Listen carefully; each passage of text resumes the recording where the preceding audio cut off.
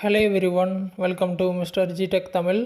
இன்றைக்கி நம்ம இந்த வீடியோவில் என்ன பார்க்குறோன்னு பார்த்தீங்கன்னா, நம்ம வாட்ஸ்அப் ஆப்பில் இருந்து நீங்கள் யாருக்காவது வாட்ஸ்அப் கால் பண்ணணும்னு நினச்சிங்க அப்படின்னா எப்படி பண்ணுறது அப்படின்னு சொல்லி தான் பார்க்குறோம்.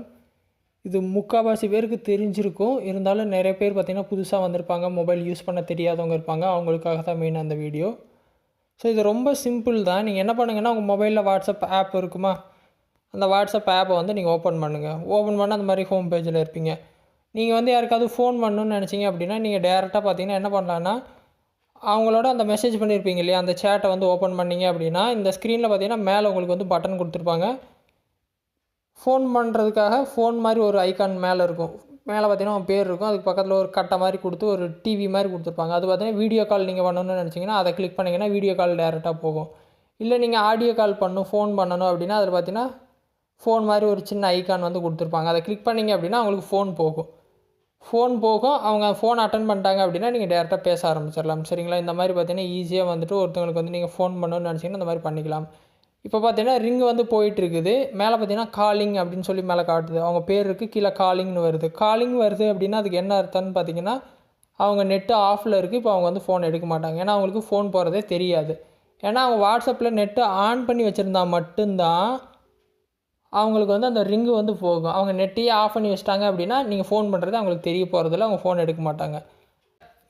ஒருவேளை அவங்க நெட்டு ஆனில் இருக்குது, அப்போயும் அவங்க ஃபோன் எடுக்கலை அப்படிங்கிறது எப்படி தெரிஞ்சுக்கலான்னு பார்த்தீங்கன்னா, காலிங்னு மேலே காட்டுது இல்லையா, அந்த இடத்துல ரிங்கிங்னு வரும். அப்படின்னா என்ன அர்த்தம்னு பார்த்தீங்கன்னா, அவங்க ஆன்லைனில் இருக்காங்க, இருந்தும் ஃபோன் எடுக்கலை அப்படிங்கிற அர்த்தம் வரும். சரிங்களா? ஸோ இந்த மாதிரி நீங்கள் கால் பேசிக்கலாம். ஸோ அவங்க அட்டன் பண்ணிட்டாங்க, நீங்கள் என்ன பேசணுமோ பேசிக்கலாம். கட் பண்ணோம் அப்படின்னா கீழே எப்பயும் போல் ரெட் பட்டன் கொடுத்தீங்க அப்படின்னா கால் கட் ஆகிடும். இது பார்த்தீங்கன்னா நார்மல் கால். இல்லை நீங்கள் வீடியோ கால் பண்ணணும் அப்படின்னா மேலே பார்த்தீங்கன்னா அந்த ஃபோனுக்கு பக்கத்தில் ஒரு கட்டை மாதிரி கொடுத்துருப்பாங்க, ஒரு ஸ்கொயர் மாதிரி. அதை கொடுத்தீங்கன்னா அது வீடியோ கால். ஸோ அதை கொடுத்தீங்கன்னா வீடியோ கால் ஸ்டார்ட் ஆயிரும். நீங்கள் வீடியோ காலில் பேசணும் அப்படின்னா அவங்களோட வீடியோ காலில் பேசிக்கலாம்.